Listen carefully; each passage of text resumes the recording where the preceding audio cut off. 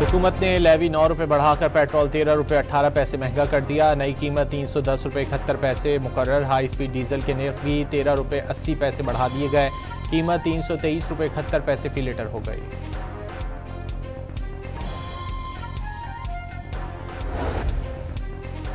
ایران کی طرف سے مذاکرات جاری رکھنے کا پیغام ملا. امریکہ نے اتفاق کر لیا. صدر ڈونلڈ ٹرمپ کا سوشل میڈیا پیغام یہ بھی بتا دیا ایران پر واضح کر دیا ہے کہ جنگ بندی کا خاتمہ ہو چکا.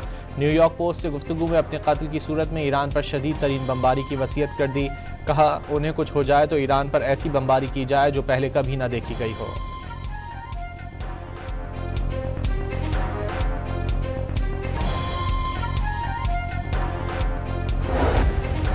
امریکی صدر ٹرمپ اور سعودی ولی عہد محمد بن سلمان کا رابطہ. دونوں رہنماؤں کا ایران سے مذاکرات پر تبادلہ خیال. محمد بن سلمان کا خطے میں بحری سرگرمیوں کے تحفظ پر زور.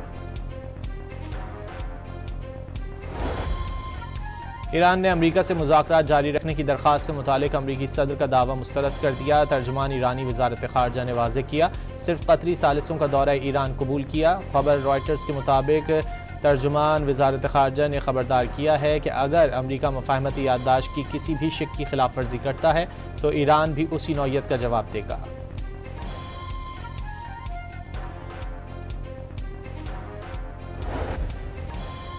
مشرق وسطی کشیدگی میں کمی کے لیے پاکستان کی کوششیں تیز. وزیر اعظم شہباز شریف کا ایرانی صدر اور قطری امیر سے ٹیلی فونک رابطہ. تمام فریقین پر تحمل اور بردباری پر زور. اسلام آباد مفاہمتی یادداشت پر عمل درآمد ناگزیر قرار دے دیا. اقوام متحدہ میں پاکستانی مندوب کی مشرق وسطی تنازع پر تمام فریقین سے تحمل اور بردباری کا مظاہرہ کرنے کی اپیل. باور کرایا علاقائی امن و استحکام کو مزید نقصان پہنچانے والے اقدامات سے گریز کیا جائے. واضح کیا خطے میں امن و استحکام کے مشترکہ مقصد کے حصول کے لیے مسلسل رابطے مذاکرات اور سفارتکاری ہی واحد قابل عمل راستہ ہے.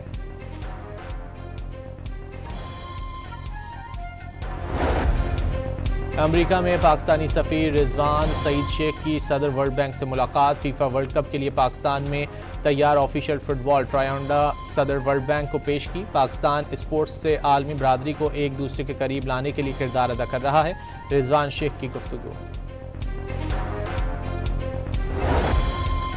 پاکستان نے LNG کا ایک اور کارگو خرید لیا. $18.23 فی MMBTU کی سب سے کم بولی کی منظوری دے دی گئی.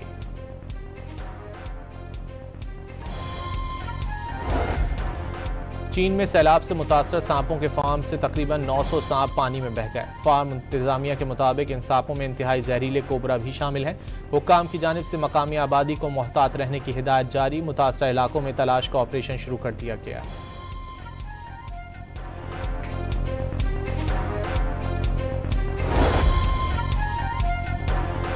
فیفا ورلڈ کپ میں اسپین نے بیلجیم کو ہرا کر سیمی فائنل کے لیے کوالیفائی کر لیا. ورلڈ کپ کے لاس اینجلس میں کھیلے گئے دوسرے کوارٹر فائنل میں اسپین نے بیلجیم کو 1 کے مقابلے میں 2 گول سے شکست دی. اسپینش ٹیم کی جانب سے پہلا گول فیبیان نے 30ویں منٹ میں کیا جسے بیلجیم کے ڈی کیٹالا نے 41ویں منٹ میں برابر کر دیا. میچ کے اختتامی مراحل میں اسپینش مرینو نے دوسرا گول داغ کر میچ میں 2-1 کی فیصلہ کن برتری حاصل کی. سیمی فائنل میں اسپین کا مقابلہ فرانس سے ہوگا.